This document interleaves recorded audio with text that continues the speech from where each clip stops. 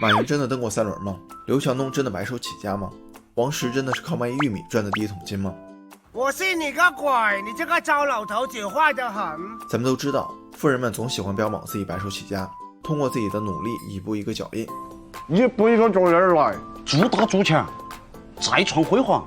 我们大家也都喜欢看逆袭人生的剧本。要说一个穷小子从身无分文到腰缠万贯，他的故事一定会被传为佳话。要说王思聪又挣了1个亿，那就只是小目标平平无奇了。仔细想想，草根出身的故事才能让我们更有代入感，做一做我又行了的梦，第二天加油搬砖挣 W。 每次走进机场书店，我都会觉得自己离成功人士更近了一步，但买的名人传记越来越多，也越来越觉得自己就是个废物。后来才发现，也并不是自己废，而是富人的成功并不像书里描述的那么简单。他们的成功除了努力、坚持、脚踏实地，可能还有一些不为人知的神秘背景。今天我们就盘一盘25位富人的家庭出身。话不多说，马上开始。第一类在政界有一定背景的，首先就是王石，他总说自己靠卖玉米赚了第一桶金。实际上他的父亲是老红军，后来是郑州铁路局副局长，母亲是郑州火车站副站长。他年轻时参军、上大学、找工作都离不开父亲的帮助。后来他娶了个老婆叫王江慧，爸爸叫王宁，是当年广东省省委的副书记。王石就是从广东发的家。联想创始人柳传志，父亲柳谷书之前是上海金融系统的工作者，曾参与中国人民银行的筹建工作，后来在中侨委、贸促会等部门任职。退休后被贸促会派任驻香港公司的负责人，当时他也是中国第2号律师证持有人和知识产权事业的开创者。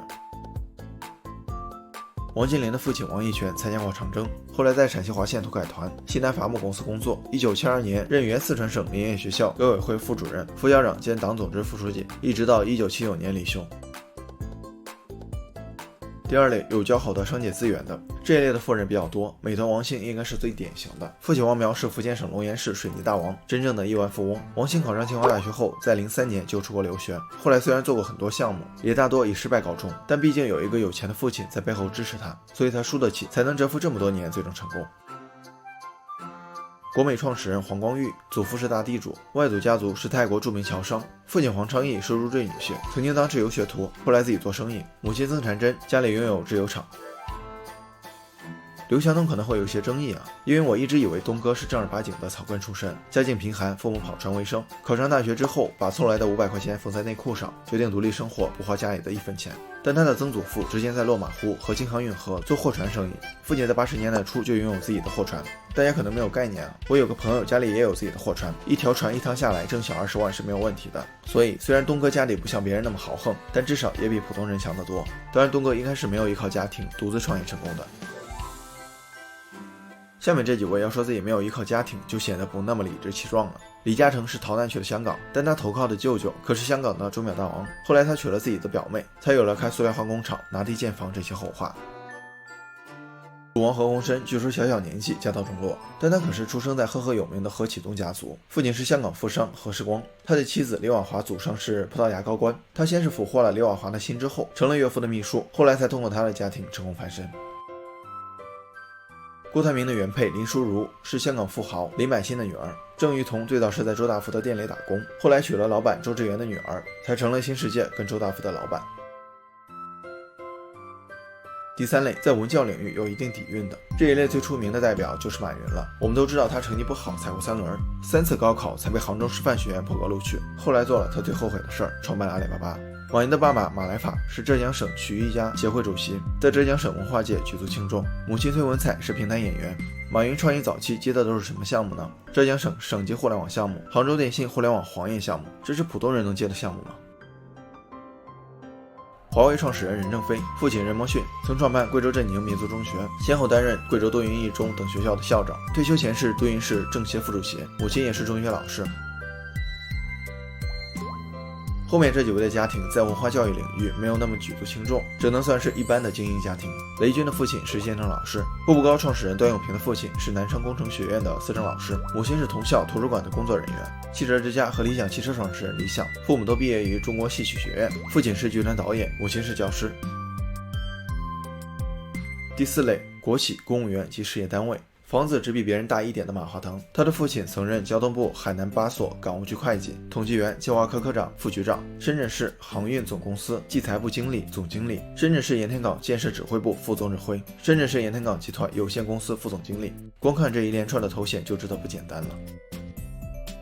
滴滴创始人程维，父亲是江西铅山县公务员，也有传言说程维父亲是某省会城市的高管，经查证跟程维对不上号，应该是谣言。张一鸣，父亲是福建龙岩市科委普通干部，母亲是护士。360的周鸿祎，父亲周学斌和母亲胡少华均毕业于武汉测绘学院，都是河南省测绘局的工作人员。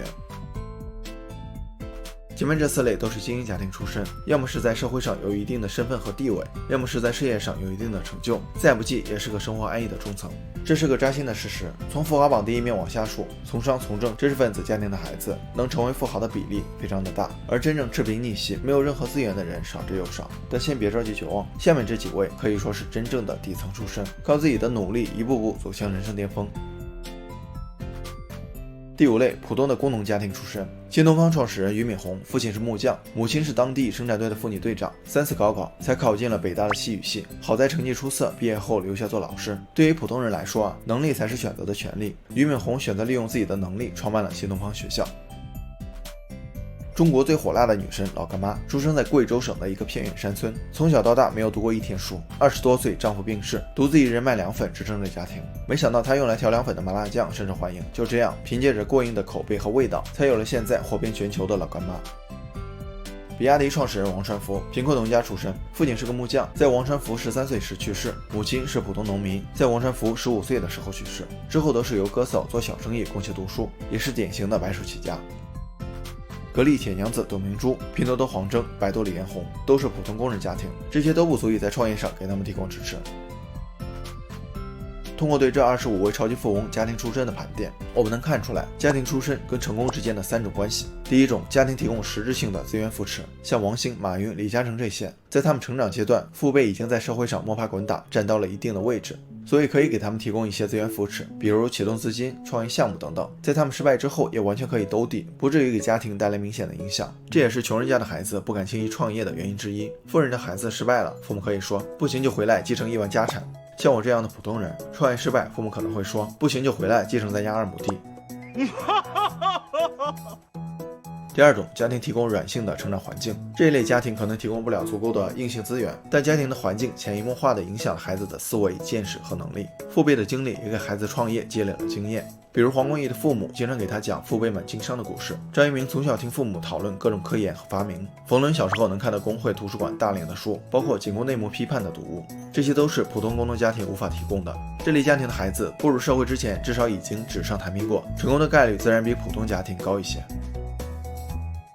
第3种，家庭提供不了帮助，全靠自己。这一种就是全靠自己的努力，也告诉我们事无绝对，我命由我不由天。而且这一类的成功人士，他们的方法没有任何选择，更没有任何捷径，就是开头所说的一步一个脚印，不断提高能力。当能力积累到一定程度时，就有了选择的权利，而这也是起飞的开始。所以不要抱怨投错了胎，不要否定努力的作用，不要让野心配不上能力。与其自己给自己制造焦虑，不如去刷会儿题，看会儿书，哪怕打会儿游戏。最后既然都看到这儿了，就容我再啰嗦2句吧。我说这些并不是说努力没用啊，你看那些富人虽然有资源加持，但没准人家也是努力之后才成功的，比咱们优秀的人还比咱们努力，那成功不属于人家才叫不公平，对吧？另外也不是给大家打鸡血啊，谁说一定要成为超级富翁才算成功呢？价值导向不必这么单一，路那么多，咱们走的路可以让自己充实，让自己成长，让自己开心，就不枉此生。至少我现在是这么觉得的，小伙伴们同意吗？好了，本期视频就到这儿了，感谢您耐心观看。如果您喜欢星河的内容，还望爱心3连，分享给更多的朋友。一个人能走多远，要看他与谁同行。关注星河百度，10万小伙伴陪你一起成长。下期成长干货，我们不见不散。